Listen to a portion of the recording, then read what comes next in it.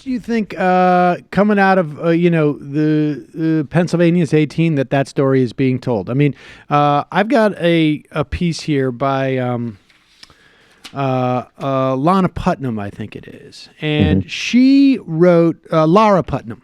She and I've I have to apologize to my audience because I've referenced this I think 100 times now over the past 2 weeks, but she and Theta Skopal and one other researcher wrote a piece about what they've observed on the ground in Pennsylvania and in Georgia, which tells a story about essentially the mobilization of women in particular, suburban, college-educated suburban progressives.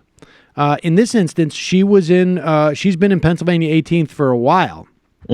And she said, Lamb's campaign was powered by two core Democratic constituencies routinely portrayed as irreconcilable: college-educated suburban progressives and traditional blue-collar label.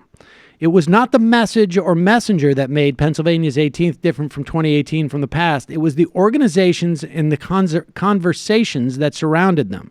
So basically what we're seeing is people who, it's not necessarily ideology. It is they are upset about what's happening, broadly speaking, and they're just getting activated to actually do stuff rather than maybe come out and vote. That they're actually creating institutions that are chugging along here, that this could have lasting impact. But it's interesting insofar as to the extent that Lamb had any messages, he was not offending. But he was not offending some of the sort of the local sensibilities, right? But he also was pushing stuff like Medicare and Social Security, and was appealing to unions in a big way.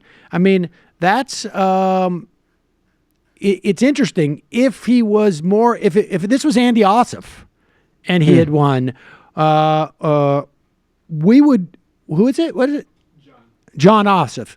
If it was John Ossoff, we would be hearing about how you can't take any positions, right? We're not hearing so much about this guy's union ties because it's union ties.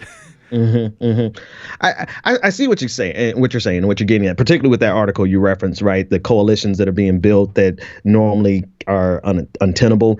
But let me ask you this question. Let's say we get beside ourselves and we just really honestly think that anybody can beat Donald Trump, and we put up, God forbid, Tim Kaine.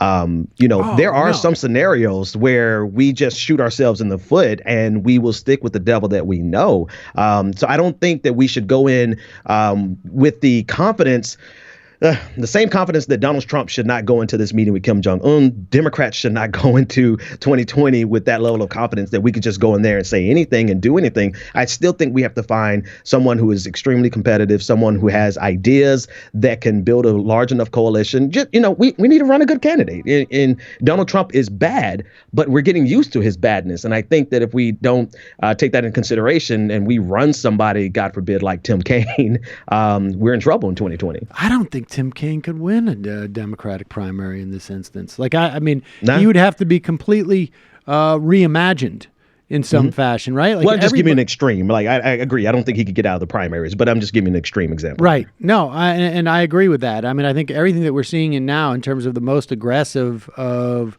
the candidates are all, at the very least, paying some lip service to more left politics in the party than someone like Tim Kaine represents. And on some level, like what we saw this week with the Senate rollback of Dodd-Frank, we saw Elizabeth Warren and Bernie Sanders really sticking a wedge into the party and saying, like, look, this is not acceptable. This is not where it's going to, we can't go in this direction, and you're going to pay a price if you do. I mean, it is pretty stunning that on the anniversary of Bear Stearns going down the tubes, you have really anybody rolling back Dodd-Frank, but 12 Yeah. Democrats doing it. It just seems just insane to me. And that's part of the equation here, right? That's an example that there's some lessons that they haven't learned or they don't care to learn. And then if people, I'm telling you, man, if people feel that there's not enough difference between the candidate that's running in 2020 and the Republican Party, forget about Donald Trump, because underneath it is still the Republican Party. He is the face of Republicanism. If we don't feel that there's a big enough difference, then you're going to have a relitigation of the god-awful Bernie versus Hillary wars, right? You're going to have the dissension there that we saw in 2016, but also just people are going to be depressed. We still need, as motivating as Donald Trump is in an antagonistic way, we still need somebody with a positive message. And I don't mean positive in terms of platitudes, but in terms of an affirmative, policy-oriented message that can motivate us to get up and get out. I mean, I think there's something to be said about the dynamic. Like, we can't necessarily predict what the dynamic is going to be. I mean, never mind the idea of like we get used to Donald Trump. I think it is a fairly safe prediction, and I feel like I should probably be more hesitant about anything that I anticipate as a safe prediction. But that the Democrats will take back the House. Mm-hmm. The Senate, much trickier. But that the Democrats will take back the House seems like, I don't want to say a foregone conclusion, but a not unreasonable prediction. Right. And that's going to change the dynamic, right? I mean, because Donald Trump is not going to be able to get anything. Hopefully won't be any legislation that'll be able to pass. He's going to be whining about it, and he could theoretically start offering all sorts of things that seem somewhat attractive. Because he doesn't care about, Republican ideology. He doesn't care about anything. He just cares about what's going to, get him in the news. He could start throwing stuff out there that's very attractive as a way of like baiting the Democrats. And I mean, who knows? Maybe Donald Trump is putting out proposals that the Republican Senate is quashing. Yeah. And, I mean, it's conceivable, right? I absolutely see that as a possibility. I think that's going to happen. Donald Trump has no ideological center or grounding. He just wants some wins. And if his wins can actually make him look better than Obama, he would offer Medicare for all. He'd go for it, right? But so it's going to really take the Senate to block him at that point. And that then changes the entire calculus for 2020. You will see a Republican primary. Jeff Flake is positioning himself right now with his cute little speeches and stuff. But if Donald Trump triangulates to get some wins that pushes him towards the center, not really the left, but center left, maybe center left, then that changes the entire dynamic for 2020.